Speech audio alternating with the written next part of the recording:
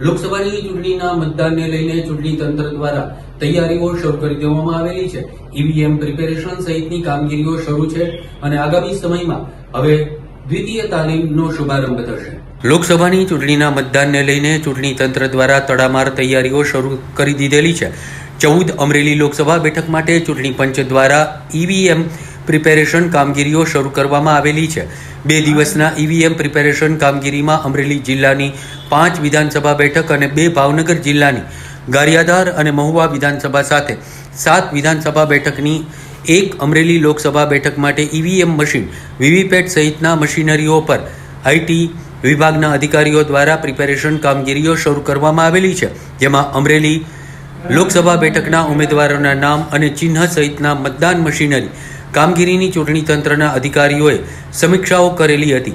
સાવરકુંડલા વિધાનસભા ક્ષેત્રમાં 286 polling booth આવે છે અને મોડી રાત સુધી કામગીરીઓ પૂર્ણ કરવામાં આવેલી હતી। રાજકીય પક્ષોમાં પ્રતિનિધિઓની હાજરી વચ્ચે રિઝર્વ ઈવીએમની કામગીરી પણ પૂર્ણ કરી દેવામાં આવેલી છે। મોક પોલ જેવી કામગીરી પણ પૂર્ણ થયેલી છે અને 7 તારીખે મતદાનના દિવસ માટેની તૈયારીઓ તંત્ર દ્વારા આખરી ઓપ અપાયો હોવાનો વિગતો સાવરકુંડલા પ્રાંત કલેક્ટર ધારાબેન ભાલાળાએ આપેલા હતા। આપણે 14 અમરેલી સંસદીય મત વિસ્તાર હેઠળ 97 સાવરકુંડલા વિધાનસભા વિસ્તાર જે છે એ આવે છે। એમાં સાવરકુંડલા વિસ્તારમાં આપણે ટોટલ 286 પોલિંગ સ્ટેશન્સ છે। એમાં ગઈકાલે 28મી તારીખે ઈવીએમ કમિશનિંગ એટલે કે પ્રિપેરેશન જે છે એની કામગીરી પૂર્ણ કરી દેવામાં આવી છે।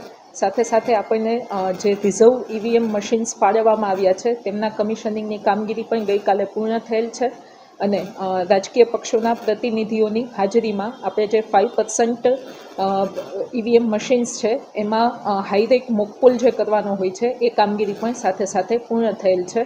આમ તમામ મશીનો જે છે કે જેમનું 7 તારીખે આપણે પોલિંગ સ્ટેશન્સ ઉપર મોકલવાના છે એ તમામની પ્રિપેરેશન આપણી પૂર્ણ થયેલ છે।